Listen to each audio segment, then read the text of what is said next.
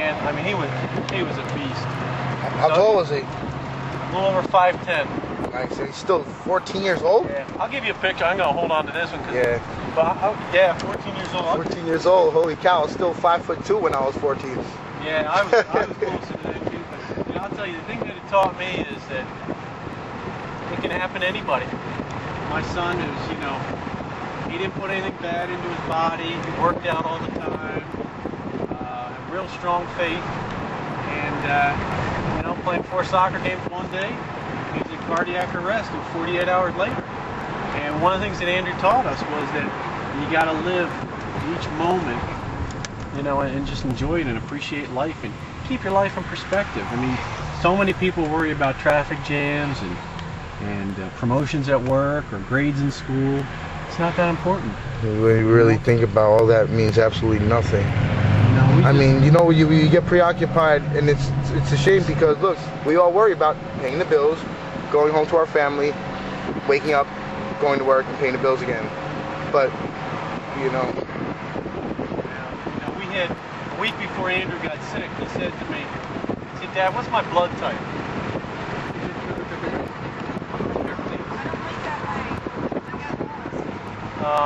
And I said, I don't know what it is. So a week later, we're in the hospital, and we find out his blood type is B positive. And so we said, okay, well, you know what? That's a fitting motto. Because Andrew was a B positive. no question, a positive attitude kid.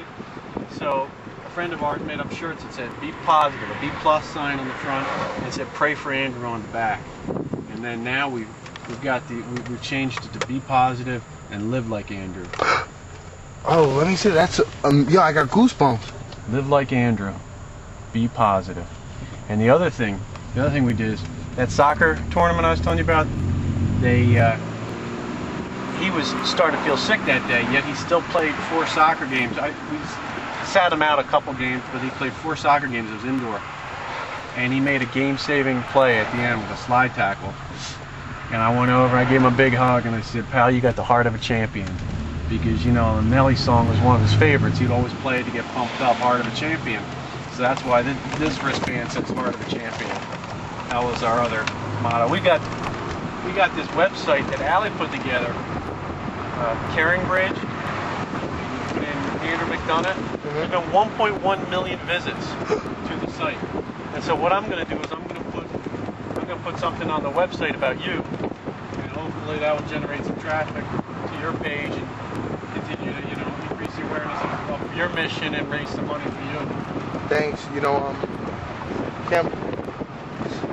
it's nice to see how, like, because I feel like sometimes it's really hard to do certain things and to organize certain things, and you know, but you guys are gonna have soccer tournaments in his name. Yeah, well, there's a tournament in Richmond, Virginia, called Jefferson Cup.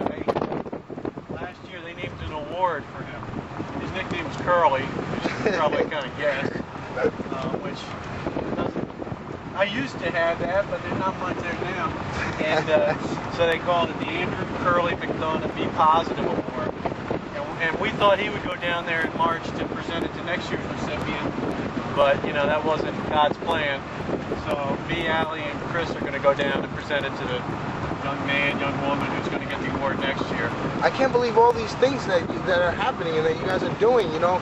And you know, we've never wanted to be at the expense of someone we love their life, but you know, I figured, hey, my mom's, when I would think about my mom, like, you know, I guess because of her life, then I'm able to now touch other people's life. And that's the thing. I mean, when your mom died, and obviously you're still on a mission to honor her, you know, you just can't find anything that, you know, things that used to be important to me, you know, whether the Phillies were winning or whatever, just don't seem as important. And the only thing that I find important is doing things to honor Andrew. And my wife printed up these cards with Andrew's picture. I'll show you when we get there. They're like Pay It Forward, the movie. I don't know if you ever saw that, but yeah, I love Pay It Forward. You know, you do something nice for somebody. It doesn't have to be monetary. You help them across the street or whatever. Give them the card.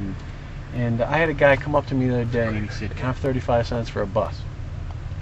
And my first reaction was, oh man, this guy is again. you know. And then I thought, no, you know what? So I reached out, pulled out a dollar bill, and he looked at me like I was crazy. Like, why is this guy giving me $1? I only asked for 35 cents. And I pulled out one of the pay it forward cards, and I said, look, I did something nice for you today. You got to do something nice for somebody else. Doesn't have to do with money, but do something nice. Yo, I love that idea. I said, my son passed away July 14th. I said, you know, and on the card it says, you know, the website, livelikeandrew.org. And I said, you know, go to the website if you get, you know, a chance, and, you know, write down what you did for somebody, and let's see that kindness, that generosity, you know, get spread. Wow. You know, it's idealistic, and, you know, people could say, well, you're never going to change the whole world. Well, maybe not, but maybe we'll change a little bit of it. That's right. You remember that story that they said in, I think, Holy Man? He was like, the little girl was rushing to save all those starfish, yeah. right? And the guy said something. She's like, well, you know what? I made a difference to that one. That's right. That's all that matters. It's too easy for people to say, you know, what the heck are you, you know, walking to Florida for? What's that going to do? A lot of people do say that to me, and then sometimes it gets discouraging because sometimes it's people that are supposed to love me the most that discourage me the most. Yeah. You can't go through what you've been through, what Allie and Chris and I have been through, and not be changed. You know, one of the things, we didn't have a funeral for Andrew. We had what we call a celebration of his life. You know, we wanted it to be upbeat. And the last song that we played at the celebration was a song from the show Wicked. And the song is called For Good. And it says, I do believe I've been changed for the better, because I knew you, I've been changed for good. You know, we've been forever changed. You know, and you just can't, you know, the things that were important yesterday just aren't important today. But it's hard for people to understand, because if you haven't walked in our shoes,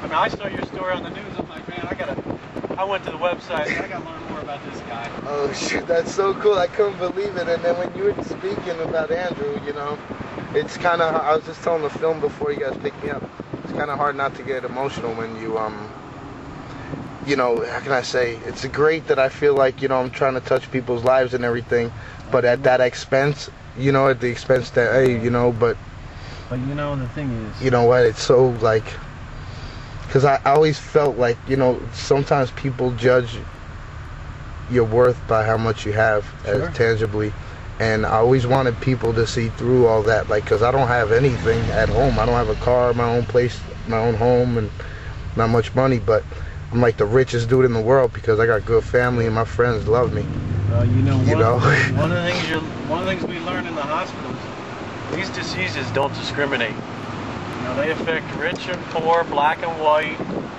Christians, Jews, Muslims. It doesn't matter. You know, those diseases are terrible. They're cruel, and you know, when you see what they do to little kids, especially, and it bothers me when I watch TV and I see people making a hero out of, you know, Paris Hilton or some of these, you know, pro athletes.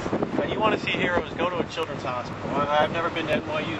Go to NYU. Go to A.I. DuPont Hospital here in Delaware. Go to CHOP in Philadelphia. Please, my ex-girlfriend, like on my one of my websites, my MySpace, it says, you know, my heroes, and I put my parents, my sister Debbie, and I put my ex-girlfriend's initials. You know, she's